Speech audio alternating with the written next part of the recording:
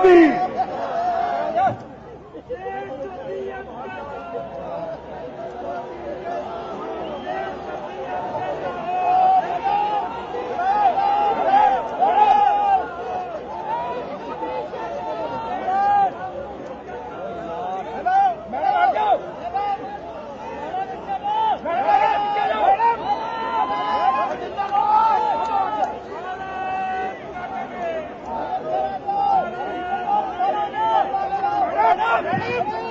नरेंद्र मोदी कमल निशान, नरेंद्र मोदी कमल निशान, नरेंद्र मोदी कमल निशान, नरेंद्र मोदी कमल निशान। अब की बार, अब की बार, अब की बार नरेंद्र मोदी कमल निशान। श्री सुखबीर बादल जी, डिप्टी सीएम पंजाब।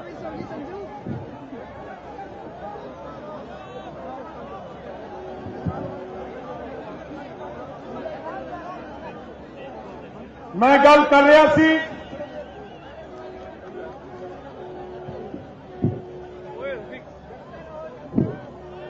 अज के युग में, मैं दस रहा सी तुसी देश के किसी भी कोने चले जाओ, कांग्रेस का सफाया हो गया, क्योंकि लोग समझ गए हैं, गरीब किसान मजदूर समझ गए हैं कि कांग्रेस ने कला लुटिया ते कुटिया, देश को बर्बाद किया। 10 साल हो गए लगातार देश में कांग्रेस के राज को। रोज अखबार पढ़ते हो, रोज टेलीविजन देखते हो कि करोड़ों अरबों रुपये के कपले रोज कांग्रेस करती है।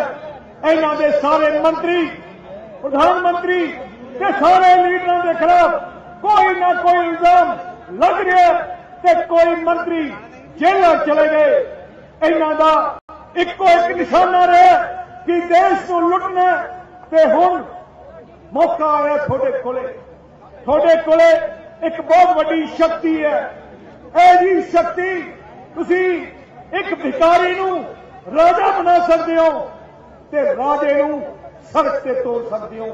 वोट की शक्ति सही वरतन की लोड़ है, क्योंकि आप 60-65 साल गवाले गलत फैसले करके। आज पूरे देश की हालात देखो, उद्योगपति दुखी है, व्यापार खत्म हो गया, किसान आत्महत्या कर रहे हैं। अज लोड़ है देश को एक ऐसे इंसान की जिहड़ा तगड़ा हो फैसले ले सके, जिस इंसान ने कोई काम करके दिखाया हो। ते एक इंसान ही आज देश है जो सच्ची अगुवाई देश से कर सकते हैं, वो है श्री नरेंद्र मोदी जी। नरेंद्र मोदी जी ने अपने सूबे गुजरात में काम करके दिखाया। गुजरात सूबे नूं जदों नरेंद्र मोदी जी मुख्यमंत्री नहीं सी, गुजरात सूबे नूं पूरे देश को ज्यादा जानते नहीं सी, पर 10-15 सालों में नरेंद्र मोदी जी ने ऐसे काम किए, ऐसे ऐतिहासिक फैसले लेते, ते अज गुजरात का दुनिया का नाम। अज गुजरात अपने देश के उतले सूबों में है, अज दुनिया के लोग गुजरात आना चाहते हैं। इस करके अपने देश को बचाने वास्ते आओ सारे देशवासियों इकट्ठे होइए, एक निशाना रखिए, इन्हां लुटेरे कांग्रेसियों को अपने देश को भजाइए। नरेंद्र मोदी जी का संबंध इस इलाके बहुत पुराना संबंध है। 5 साल नरेंद्र मोदी जी इस पंजाब के चंडीगढ़ के इलाके के प्रभारी रहे हैं। 5 साल अपने पिंडों में, अपने शहरों में, अपनी मंडियों में श्री नरेंद्र मोदी जी 5 साल रहे। सीधे पंजाब तो नरेंद्र मोदी जी गुजरात गए तो मुख्यमंत्री बने।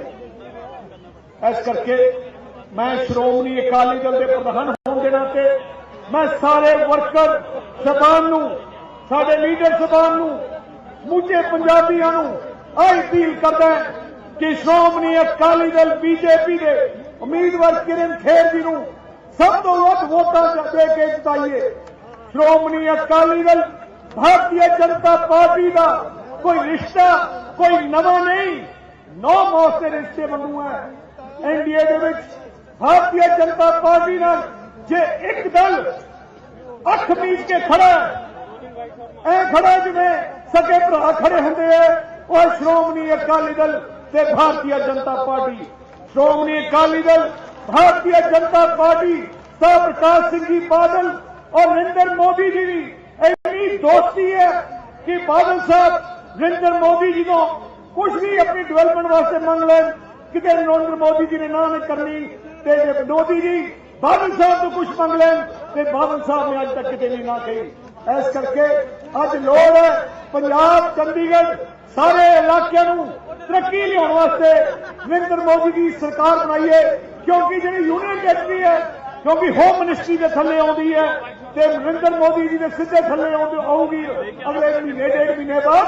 इस शहर की बड़ी तरक्की की लोड़ है, इतने कई बड़े बड़े काम करने वाले हैं, इतों मेट्रो तो लेके कई ऐसे कम बड़े फैसले की लोड़ है, काफी पैसे की लोड़ है। तो मैंने पूरी आस है नरेंद्र मोदी जी की अगवाई है चंडीगढ़ पंजाब ते अपने सारे इलाकों में बहुत ज्यादा तरक्की होगी। मैं ज्यादा समा ना लेंदा होया सारे पार्टी वर्करां नूं, श्रोमणी अकाली दल बीजेपी के बहादुर वर्करां नूं आई बेनती करदा है, आ 10-12 दिन रह गए हैं, दिन रात मेहनत करके किरण खेर जी ने जिताइए ते कांग्रेस की जमानत जब्त कराइए। वाहिगुरू जी का खालसा वाहिगुरू जी की फतेह। मित्रों, इंतजार की घड़ियां खत्म हुई, नरेंद्र मोदी जी हमारे बीच में हैं। मैं उनका बहुत बहुत स्वागत करता हूं और मैं अपने सभी कार्यकर्ताओं से ये निवेदन करूंगा कि वो हार पहनाकर सबसे पहले नरेंद्र मोदी जी का स्वागत करेंगे।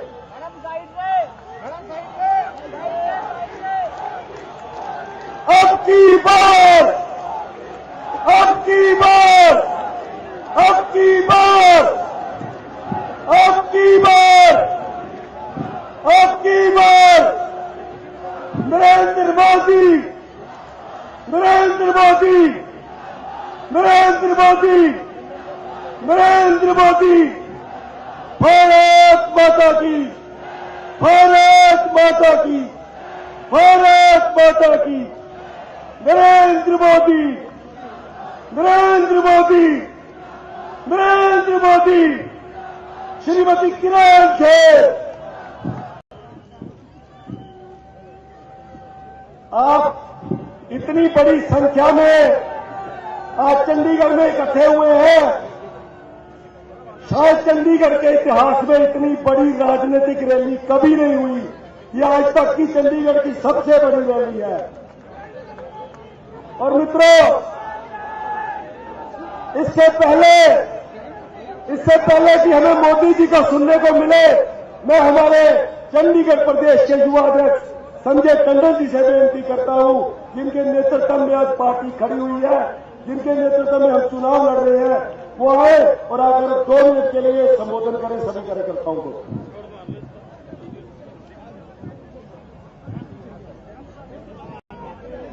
भारतीय जनता पार्टी के और हिंदुस्तान के आने वाले भावी प्रधानमंत्री श्री नरेंद्र मोदी जी, मेरे बड़े भाई सुखबीर सिंह बादल जी, सम्मानीय मंच और आज के इस कार्यक्रम जिनके लिए किया जा रहा है, मेरी बड़ी बहन किरण खेर जी। आज का ये जो रैली है उसका नाम मेरे को जो भारत विजय रैली का नाम लेकर मोदी जी जो घर से चले हैं, आज चंडीगढ़ ने इस बात का प्रमाण दे दिया है कि भारत विजय होने जा रही है और भारतीय जनता पार्टी जीत की ओर अग्रसर हो रही है। दोस्तों, कुछ लोगों ने मुझ तक पहुंचाया कि सुरक्षा की वजह से कुछ हमारी लोगों को दिक्कत आई है, लेकिन तब भी मोदी जी इतना बड़ा जनसमूह आज तक चंडीगढ़ में कभी आज तक नहीं हुआ और शायद चिरकाल तक हो भी नहीं सकता, क्योंकि आपको देखने वाले लोग पता नहीं कहां से आए हैं। बच्चे भी आए हैं, महिलाएं भी आई हैं, युवा भी आए हैं, बुजुर्ग भी आए हैं, सब तरफ से लोग आए हैं। चंडीगढ़ का पूरा जनसमूह आज 34 सेक्टर के अंदर विराजमान हुआ है। दोस्तों, इस ऐतिहासिक रैली में आने पर मैं आप सबका स्वागत भी करता हूं, अभिनंदन भी करता हूं। मुझे सिर्फ 2 मिनट आपके लेने हैं। मैं सिर्फ आपके समक्ष चंडीगढ़ की कुछ ऐसी समस्याओं के बारे में रखूंगा और आप सबने उसके बारे में बोलना है। Vote for BJP. देश के इस ऐतिहासिक मोड़ के ऊपर आज जब हम खड़े हैं, अगर पार्टिसिपेशन, पब्लिक की पार्टिसिपेशन के लिए चाहिए तो वोट फॉर। अगर बिल्डिंग बाय लॉज को ठीक करना है तो वोट फॉर। अगर वन टाइम रिलैक्सेशन चाहिए तो वोट फॉर। अगर हाउसिंग हमको अफोर्डेबल प्राइस पे चाहिए और एम्प्लॉइज के लिए चाहिए तो वोट फॉर। अगर प्रॉपर्टी टैक्स से एबोलिशन चाहिए तो वोट फॉर। अगर लॉ एंड ऑर्डर की सिचुएशन को कंट्रोल करना है तो वोट फॉर। अगर बैलेंस्ड रेंट एक्ट लाना है तो वोट फॉर। अगर 13 टाइप हाउसिंग की प्रॉब्लम को सॉल्व करना है तो वोट फॉर। अगर हमारे हाउसिंग बोर्ड की समस्याओं को खत्म करना है तो वोट फॉर। अगर फुटपाथ वर्कर को लाइसेंस दिलाने हैं तो वोट फॉर। अगर वैट की रिडक्शन करनी है, व्यापारियों को सहूलियत देनी है तो वोट फॉर। अगर एससी सर्टिफिकेट बनाने हैं तो वोट फॉर। अगर लैंड एक्विजिशन की सही कंपेंसेशन मिलनी है तो वोट फॉर। अगर लीज सिस्टम को खत्म करना है तो वोट फॉर। अगर सीनियर सिटीजन की प्रॉब्लम्स को खत्म करना है तो वोट फॉर। अगर लाल डोरा को आगे बढ़ाना है और उसको खत्म करना है तो वोट फॉर। अगर स्लम फ्री चंडीगढ़ को बनाना है तो वोट फॉर। अगर ड्रग फ्री सिटी बनाना है तो वोट फॉर। अगर एमएससी एमई एक्ट को चंडीगढ़ में सही तरीके से लागू करना है तो वोट फॉर। अगर ये 500 रुपए के स्क्वायर फुट की पेनल्टी को खत्म करना है तो वोट फॉर। अगर यहां के एम्प्लॉइज को यहां पे हाउसिंग की सुविधा दिलानी है तो वोट फॉर। पार्किंग की फैसिलिटी दिलानी है तो vote for. Inter state development council का गठन करना है तो वोट फॉर। चंडीगढ़ में मेट्रो रेल लानी है तो वोट फॉर। अगर फ्लाईओवर और अंडरपास बनाने हैं तो वोट फॉर। अगर सिंगल विंडो सिस्टम यहां पर एस्टैब्लिश करना है तो वोट फॉर। अगर हमारे व्यापारियों और इंडस्ट्रियलिस्टों की प्रॉब्लम्स का समाधान करना है तो वोट फॉर। अगर हमारे किसानों को सही मुआवजा दिलाना है तो वोट फॉर। और फाइनली जब पीपल फ्रेंडली एडमिनिस्ट्रेशन चाहिए तो वोट फॉर। आज मोदी जी, चंडीगढ़ के अंदर ऐसे हालात हैं कि जो जनता चाहती है वो यहां की एडमिनिस्ट्रेशन वो कर नहीं पाती है और एडमिनिस्ट्रेशन के पास हर चीज पेंडिंग होती जा रही है। पिछले 15 साल से यही हाल हमारे इस शहर का हो रहा है। आज जनता जो ये सब आपके पास आई है, ये सुनने के लिए आई है कि आप उन्हें आशीर्वाद दें और चंडीगढ़ की इन समस्याओं से समाधान दें। आपके लिए सारी जनता सिर्फ चंडीगढ़ में किरण खेर को ही नहीं जिताएगी, यहां के हर वासी, जिनके रिश्तेदार, दोस्त देश में कहीं भी काम कर रहे हैं, वो सब लोग मिलकर भी आपके लिए हर सीट पर भारतीय जनता पार्टी को जिताएंगे। ऐसा मैं यकीन दिलाता हूं आपको चंडीगढ़ के वासियों की तरफ से। आप सबको अब मोदी जी अपने विचारों के साथ संबोधित करेंगे, उससे पहले मेरी आप सबसे प्रार्थना है कि एक बार दोनों हाथ खड़े करके आपने नारा लगाना है,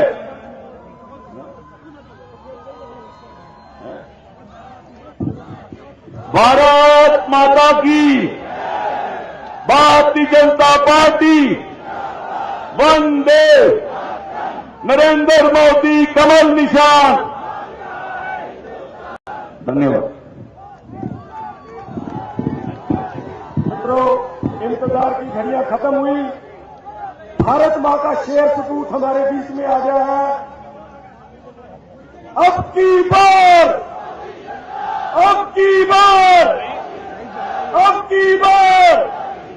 नरेंद्र मोदी कमल निशान, नरेंद्र मोदी कमल निशान, भारत माता की, नरेंद्र मोदी। अब मैं आपको बहुत इंतजार नहीं कराऊंगा और मोदी जी से मैं गुजारिश करूंगा कि वो आए और कार्यकर्ताओं को संबोधित करें। श्री नरेंद्र मोदी।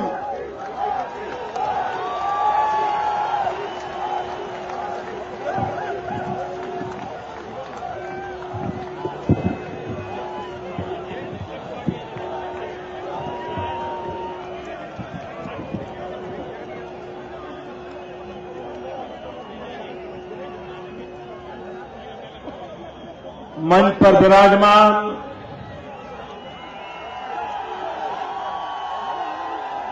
पंजाब के उप मुख्यमंत्री मेरे मित्र सुखबीर जी,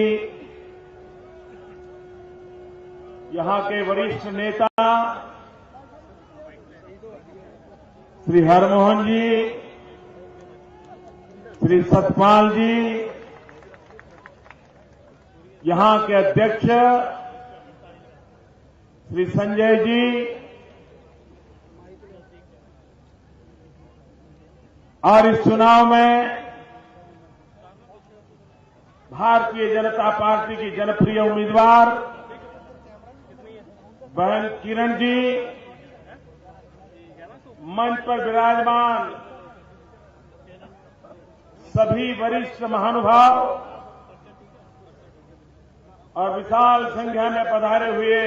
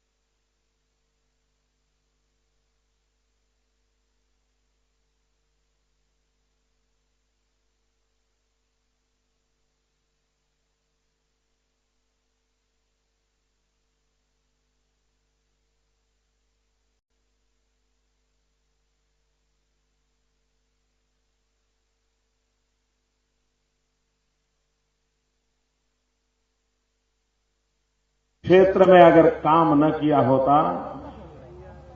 तो शायद मेरी शिक्षा दीक्षा अधूरी रह जाती।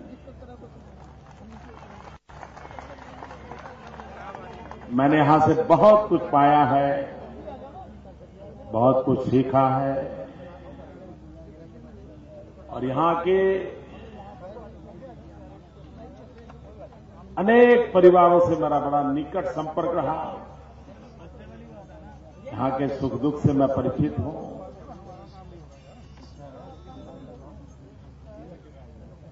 शायद यहां के जनप्रतिनिधि आपका जितना जानते होंगे, भविष्य का प्रधानमंत्री उससे ज्यादा आपको जानता होगा।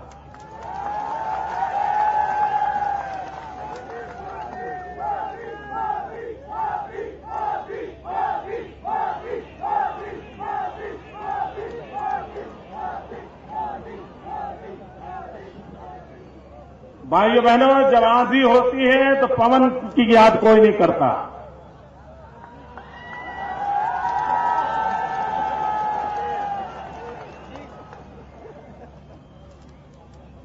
और आज आंधी है, 10 तारीख आते आते ये सुनामी में बदल जाएगी।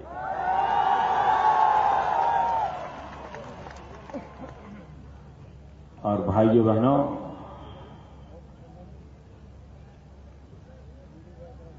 16 मई के बाद पतझड़ की मौसम समाप्त होकर के विकास की वसंत की शुरुआत होने वाली है।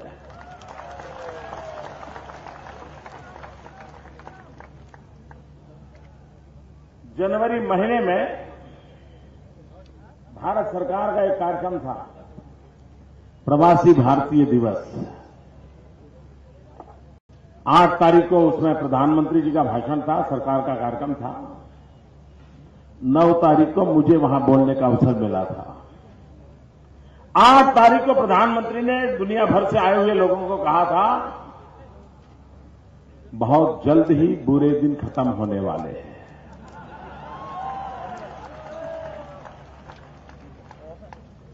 अच्छे दिन आने वाले हैं, ऐसा उन्होंने कहा था। 9 तारीख को वहां मेरा भाषण था, वही लोग थे, तो मैंने सबको याद कराया। मैंने कहा कल प्रधानमंत्री जी बहुत सच बोल के गए हैं।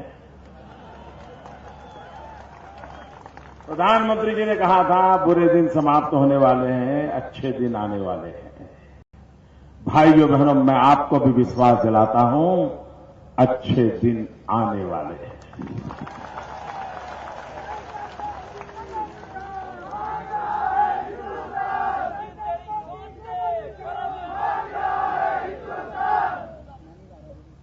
मैं हैरान हूं भाइयों,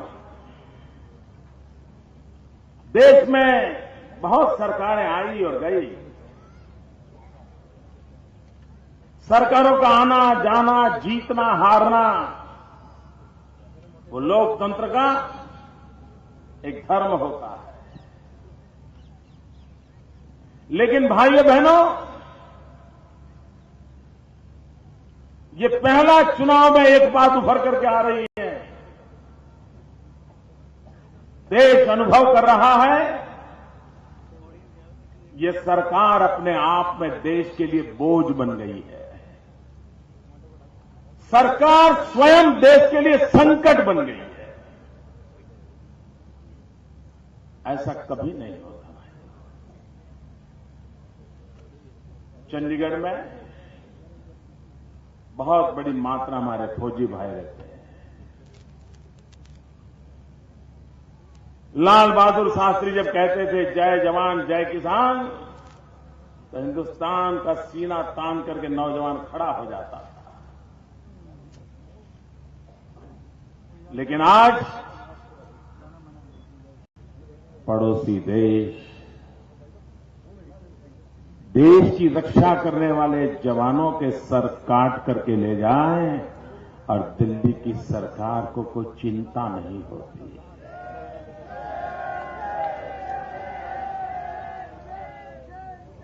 इतना ही नहीं, उस माहौल में जबकि एक विधवा अपने पति को सर वापस लाने के लिए अनशन कर रही है, देश की सेना के नायक जवाब देने की स्थिति में नहीं है। देश की सेना के जवानों का खून खौल रहा है। ऐसे समय पाकिस्तान के प्रधानमंत्री हिंदुस्तान आने की हिम्मत करे, सोचे, और इससे भी बुरी बात कि लाल जाजम बिठा करके उसका सम्मान करे, रेड कार्पेट लगा के, और चिकन बिरयानी के भोजन परोसे।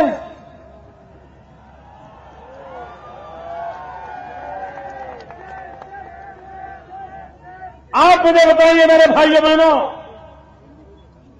क्या ऐसी सरकार के भरोसे देश सुरक्षित हो सकता है? जिस देश का जवान सुरक्षित नहीं, उस देश से कैसे सुरक्षित होगा?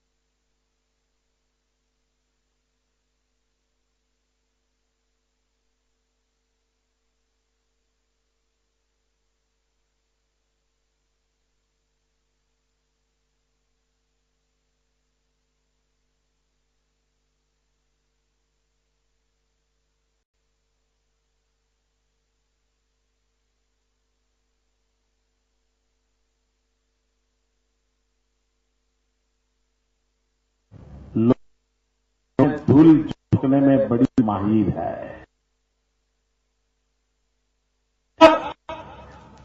धूल झोंकने से भी उनका काम नहीं चल, पार्लियामेंट से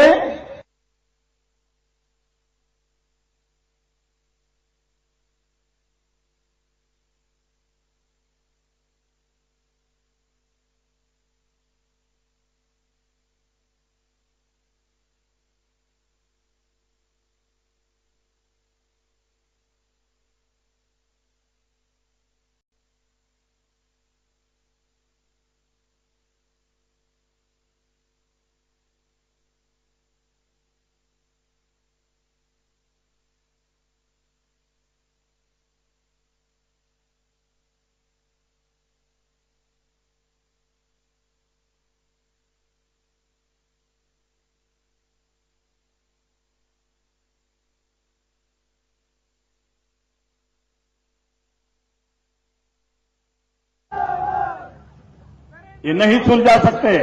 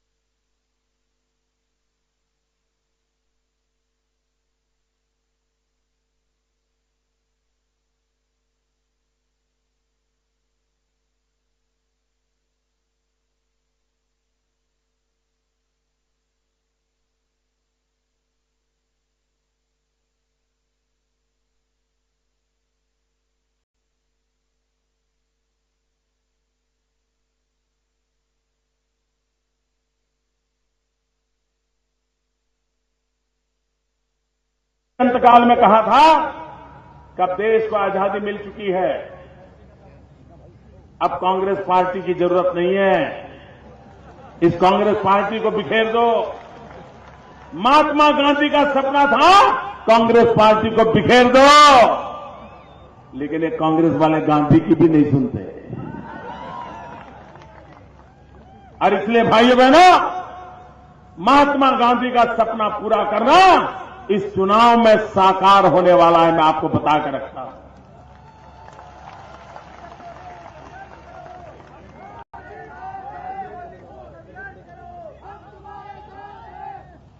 देश स्वराज्य के लिए लड़ाई लड़ा था, अनेक महापुरुषों ने आजादी के लिए अपना जीवन खपा दिया था। भगत सिंह, सुखदेव, राजगुरु जैसे अनेक नौजवानों ने फांसी के तख्त पर चढ़ करके वंदे मातरम की गूंज फैलाई थी। भाइयों बहनों, देश को स्वराज मिला, लेकिन सुराज्य नहीं मिला। अगर देश को विकास करना है तो सुराज्य पर बल देना पड़ेगा, गुड गवर्नेंस पर बल देना पड़ेगा।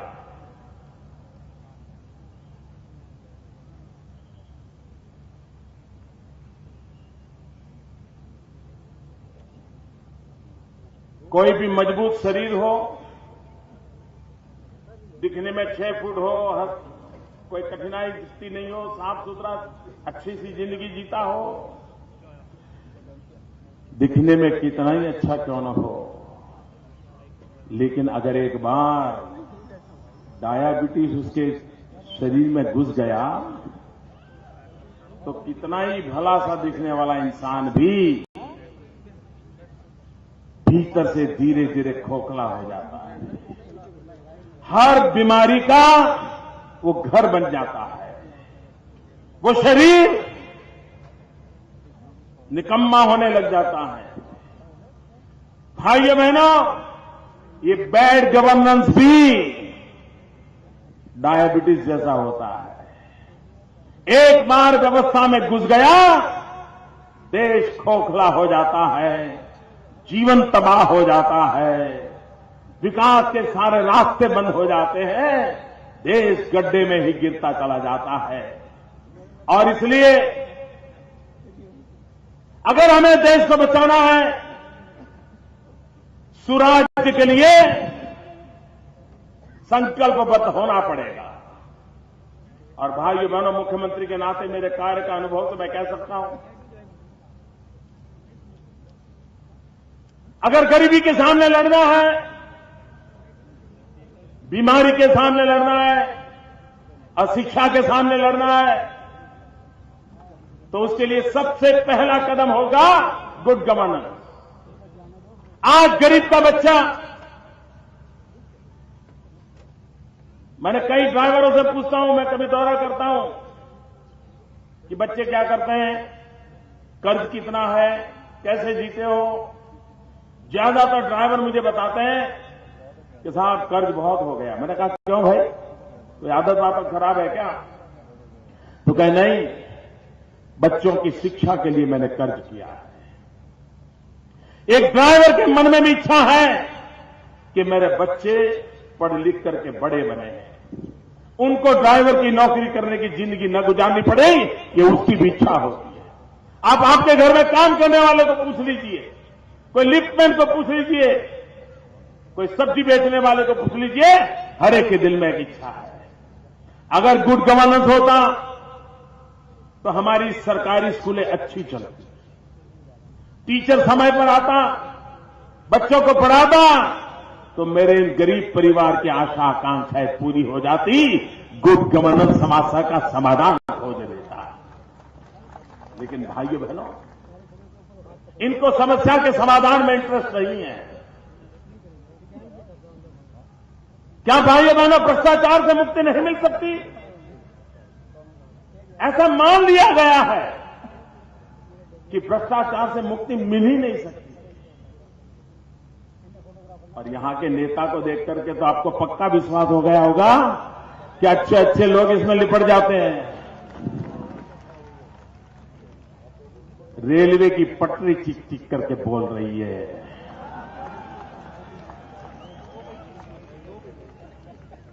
भाइयों बहनों, मैं कांग्रेस पार्टी को पूछना चाहता हूं कि आपने पवन बंसल को मंत्रिपरिषद से हटाया क्यों? क्यों हटाया भाई? जरा बताइए क्यों हटाया? क्यों हटाया? महाराज लाए क्यों? नाना उसको कैंडिडेट क्यों बनाया? क्या देश की जनता की आंख में धूल झोंकते हो? सारे आदर्श उम्मीदवार लाए हैं, आदर्श उम्मीदवार, और सुपरफास्ट राजधानी वाले जिन्होंने आदर्श घोटाला किया, मुख्यमंत्री पद से हटाया, उसको फिर से ले आए। जिन्होंने रेलवे में घोटाला किया, जनता ने दबाव बढ़ाया, पार्लियामेंट में हल्ला हुआ, सुप्रीम कोर्ट ने निर्णय सुनाया, बचने के लिए निकाला, अब फिर ले आए। भाइयों बहनों, भ्रष्टाचार के खिलाफ लड़ने की इनकी इच्छा नहीं, और इसी के कारण देश बर्बाद हो रहा है। भाइयों बहनों, भ्रष्टाचार के खिलाफ लड़ा जा सकता है। आप मुझे बताइए, यहां जो नौजवान है, आप रोजगार के लिए पढ़ लिख करके मां बाप ने आपको पढ़ाया है, शिक्षा दीक्षा दी है, आपने मेहनत की है, यार दोस्त टीवी सब छोड़ करके किताब में लगे रहे, और कहीं एडवर्टाइजमेंट आ गया, आपने अप्लाई कर दिया, रिटर्न एग्जाम हो गया, अच्छे मार्क आ गए, फिर इंटरव्यू आया, तो इंटरव्यू आने के बाद आप क्या सोचते हैं? कौन से सवाल आएंगे ये सोचते हैं क्या? नहीं, आप सोचते हैं यार किसी की सिफारिश खोज के ले आओ। जिसका जिसका इंटरव्यू होता है वो कहता है यार कोई पहचान वाला है क्या, कोई नेता काम आ जाएगा क्या, किसी का कुर्ता पकड़ करके पहुंच जाए यार नौकरी लग जाए। यही होता है कि नहीं होता है? और जैसे ही ऑर्डर आता है तो कोई दलाल आपके दरवाजे पर दस्तक देता है कि नहीं देता है? भाइयों बहनों, भ्रष्टाचार की शुरुआत वहीं से होती है। कोई मुझे बताए आज के टेक्निकल युग, टेक्नोलॉजी के युग में ये इंटरव्यू करने की जरूरत क्या है? क्या जरूरत है दोस्तों? आप कंप्यूटर के अंदर सारा डाटा डाल दो, 7वीं कक्षा से उसकी पढ़ाई के सारे डाटा डाल दो, उसकी एक्स्ट्रा एक्टिविटी का डाल दो, और कंप्यूटर को पूछो सबसे अधिक नंबर किसने हैं जरा निकाल के दे दो, और कंप्यूटर कहे कि भाई ये पहले 2000 ये लड़के हैं, उनको ऑर्डर भेज दो, नौकरी पे लगा दो, सारी चोरी बदमाशी बंद हो जाएगी। ये प्रयोग मैं कर चुका हूं। मेरे यहां मुझे 13,000 टीचर की भर्ती करनी थी, मैंने सारा काम कंप्यूटर में डाल दिया। कंप्यूटर को पूछा कि भाई मेरिट में जो टॉप है ठीक है, 2-4 रिजर्व के लोग क्षमता नहीं होगी, लेकिन मार्क्स से हिसाब लोगे तो इंटरव्यू देकर के भी क्या गड़बड़ नहीं होती है क्या? भ्रष्टाचार आता है कि नहीं आता है? मेरे नौजवान मित्रों बताइए, रास्ता है कि नहीं है? हमारे पास उपाय है। मित्रों, मैं एक उदाहरण देता हूं। हमारे गुजरात और महाराष्ट्र के बीच में जो हमारा हाईवे है, वहां उधर महाराष्ट्र का चेक पोस्ट है, इधर हमारा चेक पोस्ट है। जो व्हीकल गुजरात के चेक पोस्ट पर आता है वही व्हीकल महाराष्ट्र के चेक पोस्ट पर आता है। जितना टैक्स का रेट गुजरात के चेक पोस्ट पर है उतना ही महाराष्ट्र के चेक पोस्ट पर है, लेकिन हमारी इनकम महाराष्ट्र से 700 करोड़ रुपए ज्यादा है, 700 करोड़ रुपए। क्यों? हमने टेक्नोलॉजी लगाई है। वहां पर आने वाले जाने वाले व्हीकल को मैं गांधीनगर से मॉनिटर कर सकता हूं कि कौन आया कौन गया, कुछ गलत तो नहीं हो रहा है, और उसका परिणाम यह हुआ कि भ्रष्टाचार गया, 700 करोड़ रुपया सरकार की आय बढ़ गई। कौन कहता है स्थितियां नहीं बदली जा सकती? और इसलिए भाइयों बहनों, कांग्रेस के लिए भ्रष्टाचार ये उनका शिष्टाचार है। कांग्रेस की जीवादोरी है भ्रष्टाचार, उसी से उनका जीवन चलता है। कांग्रेस मुक्त भारत, भ्रष्टाचार मुक्त भारत की नींव तैयार करेगा भाइयों। और इसलिए मैं आज आपके पास आया हूं। आप मुझे बताइए, मैं चंडीगढ़ में रहा हूं, मैं हैरान था कि चंडीगढ़ का विकास क्यों नहीं हो रहा है। मुझे हमेशा लगता था कि पूरे नॉर्थ इंडिया के लिए, खास करके हरियाणा से ऊपर के सारे इलाके के लिए, ये चंडीगढ़ एजुकेशन का बहुत बड़ा हब बन सकता है। मैंने देखा कश्मीर की बच्चियां कोटा में पढ़ने के लिए जा रही है। अगर चंडीगढ़ को इस प्रकार से डेवलप किया गया होता तो सारे नौजवानों को पढ़ने के लिए, और इतना अच्छा एनवायरमेंट है यहां, हरियाली है, शिक्षा के लिए इतना अच्छा माहौल बन सकता, लेकिन सोचने वाला कोई नहीं। ये होम मिनिस्टर के अंडर में आता है यूटी, डायरेक्ट बॉस होते हैं होम मिनिस्टर।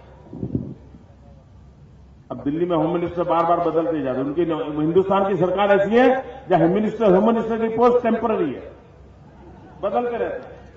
जो कहीं काम नहीं आता वो वहां लगा देते हैं, और वो कहीं जाते भी नहीं। मैं नहीं मानता कि मनमोहन सिंह जी की सरकार के किसी होम मिनिस्टर ने आकर के ये चंडीगढ़ की देखभाल की होगी, कभी नहीं आए। अब भैया इनको क्यों रखते हो, क्यों रखते हो? इनका सीधा सीधा जिम्मा है। दिल्ली में भी कानून व्यवस्था भारत सरकार के होम मिनिस्टर के पास है, चंडीगढ़ का भी कारोबार होम मिनिस्टर के हाथ में है। और मुझे दुख के साथ कहना है कि दिल्ली के बाद सबसे ज्यादा महिलाओं पर अत्याचार करने में किसी का नाम है तो उसी होम मिनिस्टर के अंदर जो चंडीगढ़ है उसका नाम है। भाइयों बहनों, कानून व्यवस्था का ये हाल करने वाले लोग, और मैंने एक बार कहा था, आईआईएम हो, आईआईटीज हो, एम्स हो, ऐसे जो मथक हैं, मेन सेंटर्स हैं, वहां पर खुलने चाहिए। चंडीगढ़ उसके लिए शानदार जगह है। भविष्य के लिए सोचना चाहिए। लेकिन भाइयों बहनों, इनको विकास के क्षेत्र में एक नई सोच के साथ आगे बढ़ना चाहिए। उनको कभी कल्पना नहीं होती। टूरिज्म, आप देखिए भाइयों, इधर हिमाचल पूरा और इधर अमृतसर साहब, स्वर्ण मंदिर, दोनों तरफ चंडीगढ़ के विकास के लिए कितने अवसर पड़े। ये टूरिज्म के लिए एक बड़ा हब बन सकता था। यहीं से सारे टूरिस्ट सभी क्षेत्रों में जा सके, ऐसी व्यवस्थाएं यहां विकसित हुई होती, यहां के नौजवान को रोजगार मिलता, गरीब से गरीब कमाता। और टूरिज्म एक ऐसा क्षेत्र है जिसमें कम से कम इन्वेस्टमेंट में ज्यादा से ज्यादा रोजगार मिलता है। आज दुनिया में 3 ट्रिलियन डॉलर का बिजनेस टूरिज्म का वेट कर रहा है, लेकिन भारत टूरिज्म के क्षेत्र में उदासीन है। और चंडीगढ़ जैसे शहर, हम टूरिज्म के लिए एक ग्लोबली ब्रांड कर सकते हैं, मार्केटिंग कर सकते हैं, दुनिया के लोगों के यहां आने के लिए हम निमंत्रित कर सकते हैं, मजबूर कर सकते हैं। और यहीं पर अपना सेंटर बना करके अगल बगल के 200 किलोमीटर के रेंज में वो टूरिस्ट जाकर के आकर के चंडीगढ़ को भी एक जानदार शानदार शहर बनाया जा सकता था। लेकिन इनकी सोच ऐसी है, और इसलिए मैं कहता हूं भाई, अगर इनके पास कोई दृष्टि नहीं है, उनको लगता है कोई एक्टर आकर के टीवी के पर्दे पर बोल दें तो टूरिज्म हो जाता है। भाइयों बहनों, गुजरात का कभी टूरिज्म के अंदर नामो निशान नहीं था, लेकिन पिछले 5 साल में हमने जो प्रकार से मेहनत की है, आज हिंदुस्तान के एवरेज टूरिज्म ग्रोथ से गुजरात का टूरिज्म ग्रोथ हमने डबल करके रख दिया है। किया जा सकता है, लेकिन इनके पास न वो जज्बा है न कोई इरादा है। और इसलिए भाइयों बहनों, मैं आज आपसे आग्रह करने आया हूं, अगर आप मुझे, देश की जनता भले मुझे प्रधानमंत्री बनाए, लेकिन चंडीगढ़ के कमल के बिना मुझे वो विजय अधूरा लगेगा। क्योंकि मैं चंडीगढ़ में जिया हूं, मैं चंडीगढ़ को जानता हूं, चंडीगढ़ के सुख दुख से मैं परिचित हूं। और मैं नहीं मानता हूं आने वाले 50-100 साल में आपका जाना पहचाना चेहरा कभी प्रधानमंत्री बनेगा कि नहीं बनेगा। ये मौका है आपका अपना व्यक्ति आज आपके पास आशीर्वाद लेने आया है।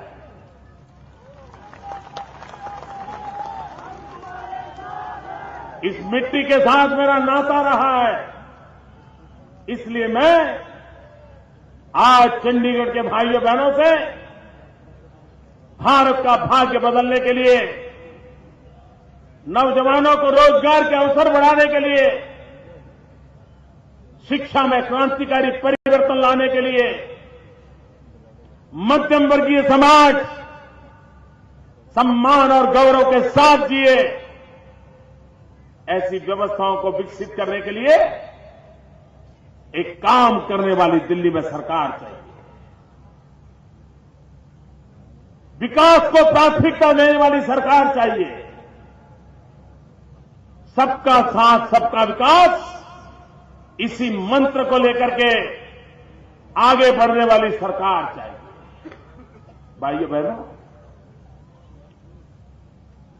शहजादे कहते हैं कांग्रेस एक सोच है,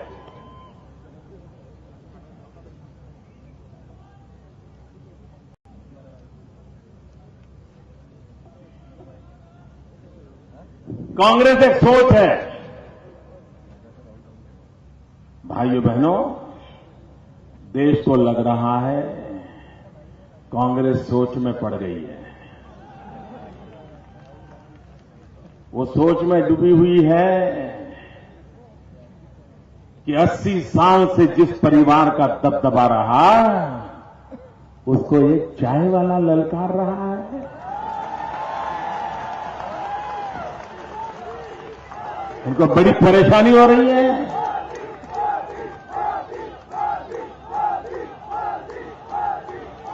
वो बेचैन हो गए। भाइयों बहनों, वे सोने का चम्मच लेकर पैदा हुए हैं, मैं चाय बेचते बेचते जिंदगी गुजारी है। वे नामदार हैं, मैं कामदार हूं। वे परिवार भक्ति में डूबे हुए हैं, मैं कोटि कोटि जनों की भक्ति में डूबा हुआ हूं। निर्णय आपको करना है, निर्णय आपको करना है। भाइयों बहनों, कांग्रेस के नेता कहते हैं कांग्रेस एक सोच है। कैसी सोच है? एक बार शाहजादे ने कहा कि भारत तो मधुमक्खी का छत्ता है। ये उनकी सोच देखिए। अब आप 10 में से कितने मार देना है, जरा हिसाब लगा दीजिए। वो कहते हैं भारत एक मधुमक्खी का छत्ता है। ये उनकी सोच है। हमारी सोच है भारत हमारी माता है। शहजादे कहते हैं गरीबी ये तो मन की अवस्था है, स्टेट ऑफ माइंड। ये शाहजादे कहते हैं भाइयों बहनों, हमारे लिए गरीब ये दरिद्र नारायण है, उसकी सेवा करना हमारा धर्म है। ये हमारी सोच। शहजादे कहते हैं कि हम गरीब की बात न करें तो हमें मजा नहीं आता। ये सारी बात मैं उनकी बता रहा हूं। मैं कोई अपनी मर्जी से नहीं कह रहा हूं। वो कहते हैं हम गरीब की बात न करें ना तब तक हमको मजा नहीं आता है। ये उनकी सोच है, हमारी सोच है। जब हम गरीब की बात करते हैं हमें रात रात नींद नहीं आती है, हम बेचैन बन जाते हैं कि आजादी के इतने साल के बाद भी मेरे देश में इतनी बड़ी मात्रा में गरीब लोग रहते हैं।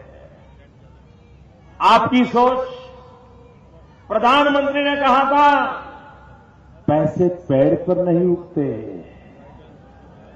प्रधानमंत्री जी, ये आपकी सोच है। हमारी सोच है पैसे खेत और खलिहान में उगते हैं, किसान के पसीने से पैदा होते हैं, मजदूर की मेहनत से पैदा होते हैं। आपकी सोच और हमारी सोच में ये आमूलचूल परिवर्तन है।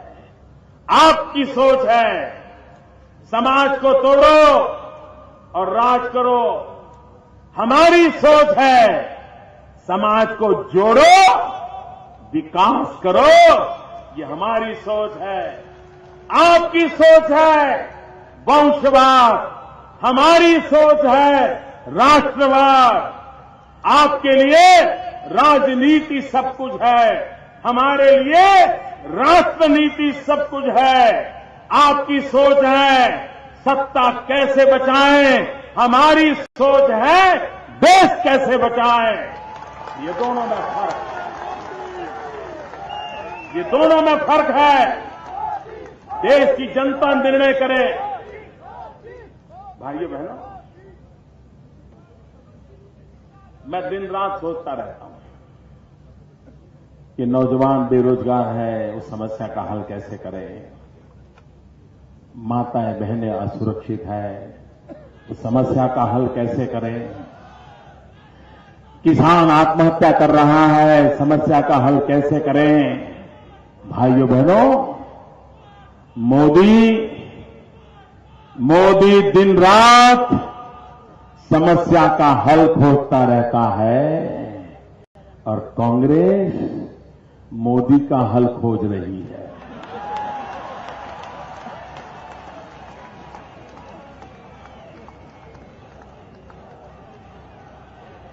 भाइयों बहनों,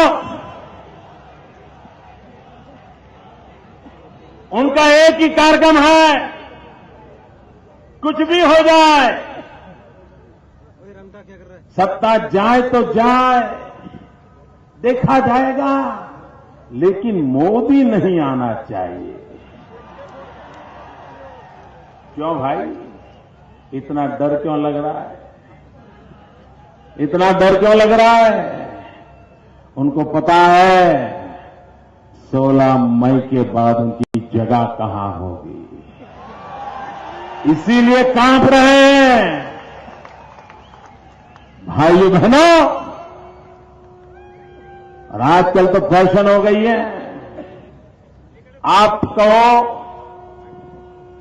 रोजगारी की समस्या है, नौजवान बेरोजगार है, तो वो कहते हैं सेकुलरिज्म का क्या होगा। आप कहो मध्यम वर्ग के परिवार को रहने के लिए मकान महंगा पड़ रहा है, गरीबों के लिए मकान की व्यवस्था होनी चाहिए, वो कहते हैं सेकुलरिज्म क्या होगा। हम कहें माताओं बहनों का सम्मान सुरक्षा की चिंता होनी चाहिए, वो कहते हैं सेकुलरिज्म क्या क्या होगा। हम कहते हैं महंगाई बढ़ रही है, गरीब के घर में चूल्हा नहीं जल रहा, वो कहते हैं सेकुलरिज्म क्या क्या होगा। अरे भाइयों बहनों, कांग्रेस के लिए सेकुलरिज्म ये उनकी नाकामियों को छुपाने का एक पर्दा मात्र है, एक नकाब मात्र है। और इसलिए भाइयों बहनों, कांग्रेस पार्टी जिसकी जिम्मेवारी है, चुनाव के अंदर शासक दल की जिम्मेवारी होती है कि वो जनता के बीच जाकर के अपने काम का हिसाब दें, महंगाई के लिए जवाब दें, जल थल नभ चारों ओर लूट चलाई है, देश की जनता को जवाब दो। लेकिन कांग्रेस का अहंकार सातवें आसमान पर है। वो जवाब देने के लिए तैयार नहीं है। भाइयों बहनों, जो जनता को जवाबदेह न हो, उनको लोकतंत्र के अंदर सत्ता पर बैठने का एक रत्ती भर अधिकार नहीं है। और इसलिए मैं आपसे आग्रह करने आया हूं। और भाइयों बहनों, देश की जनता ने उनको 60 साल दिए। 60 साल तक आपने शासक चुने हैं। मैं आपसे सिर्फ 60 महीने मांगता हूं।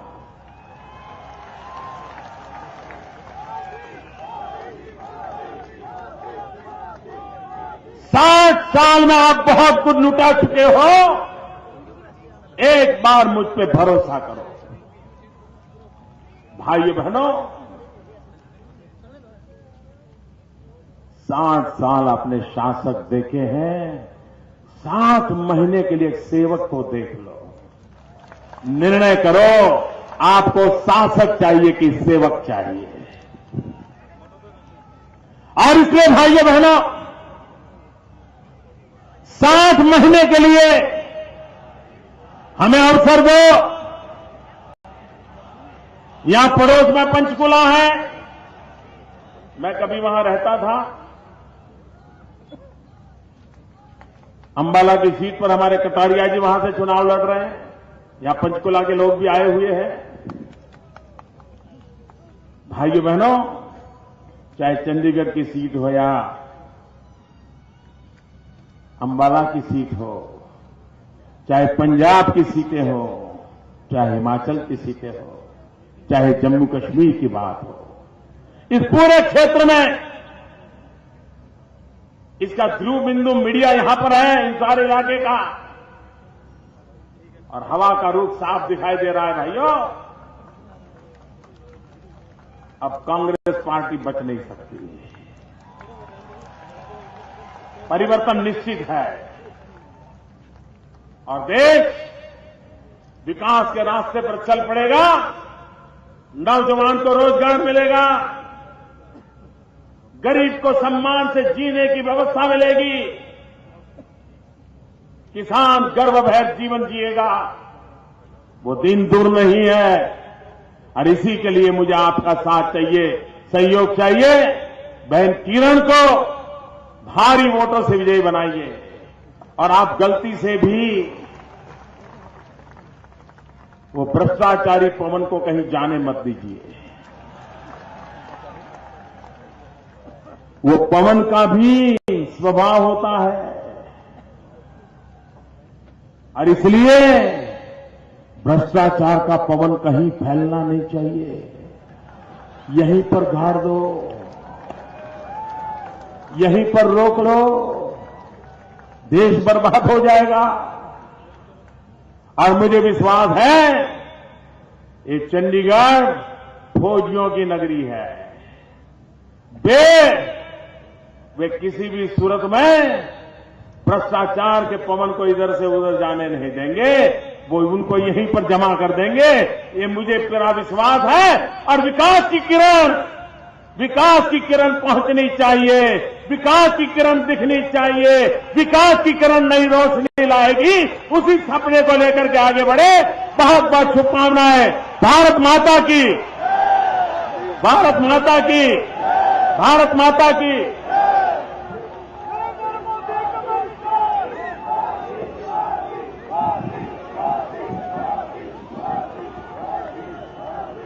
भारत माता की, भारत माता की। नरेंद्र मोदी, नरेंद्र मोदी।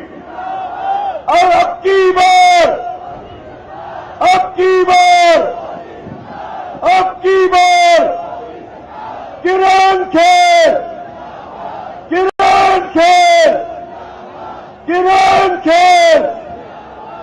नरेंद्र मोदी, नरेंद्र मोदी। Bharatiya Janata party, Bharatiya Janata party. नरेंद्र मोदी।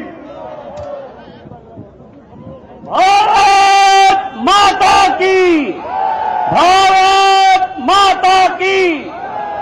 मैं सब जो चंडीगढ़ की जनता यहां आई है, बहुत बहुत धन्यवाद करता हूं कि आप भाई नरेंद्र मोदी जी को सुनने आए। मैं इस जितने कार्यकर्ता बंधु अपने अपने बूथों से, गांव से, कॉलोनियों से लोगों को मोबिलाइज करके लाए, मैं उन सबका धन्यवाद करता हूं। चंडीगढ़ एडमिनिस्ट्रेशन का